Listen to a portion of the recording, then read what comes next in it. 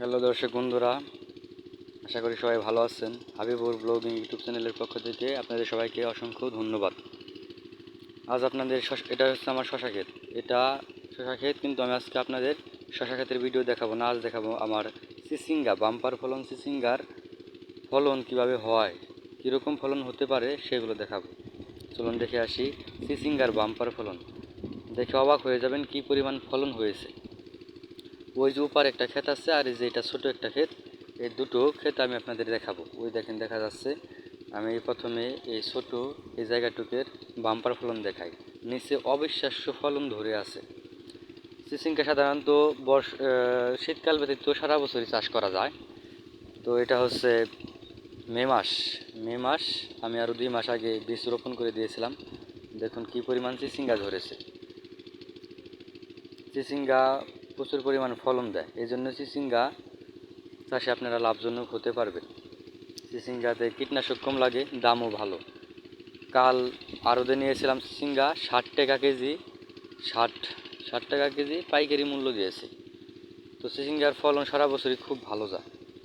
বিশেষ করে শহর অঞ্চলে এগুলোর প্রচুর পরিমাণ চাহিদা রয়েছে। আপনারা চিচিঙ্গা চাষ করতে পারেন। চিচিঙ্গা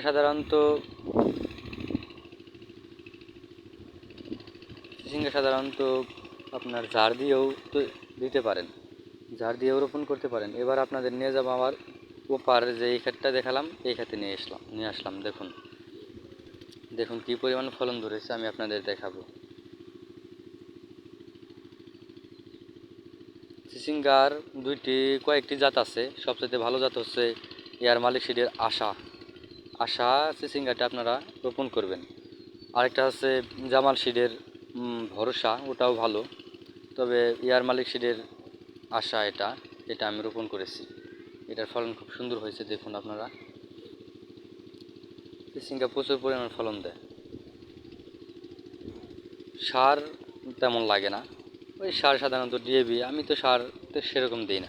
এখানে শুধু ডিএপি দিয়ে জার প্রস্তুত করেছিলাম, তারপর বীজ রোপণ করে দিয়েছিলাম। 2 ঘন্টা 12 ঘন্টা ভিজিয়ে রেখে অঙ্কুরোদ্গম করে বসিয়ে দিয়েছিলাম বীজ, ব্যাস, আর কিছু না। এখন তো শুধু কীটনাশক দিই, ব্যাস, আর কিছু না। নিচে প্রচুর পরিমাণ ঘাস হয়েছে। আমার আরও অনেক ক্ষেত আছে, তো ওইগুলোতে পরিচর্যা করতে করতে এখানে আর ঘাস পরিষ্কার করার সময় হয়ে ওঠে না। ওই যে শশা ক্ষেত দেখালাম, ও শশা ক্ষেতের ভিডিও আমার এই চ্যানেলে দেওয়া আছে, আপনারা দেখে নেবেন। এই ভিডিও দেখেন। আরও অনেক ক্ষেতের ভিডিও দেওয়া আছে, আপনারা দেখতে পারেন, উপকৃত হবেন। আর আপনারা কমেন্ট করবেন, আমি যে কোনো বিষয়ে তথ্য আপনাদের দেব। শশা ক্ষেত, চিচিঙ্গা ক্ষেত, ধুন্দুল ক্ষেত, ঝিঙ্গে ক্ষেত, করলা ক্ষেত, সব ধরনের ভিডিওই দেওয়া আছে। অথবা কী রোগ বা কোনো সমস্যা থাকলে কমেন্ট করতে পারেন, আমি আপনাদের জানাবো। সে বিষয় নিয়ে ভিডিও দেওয়ার চেষ্টা করব। দেখুন কী পরিমাণ ফলন দিয়েছে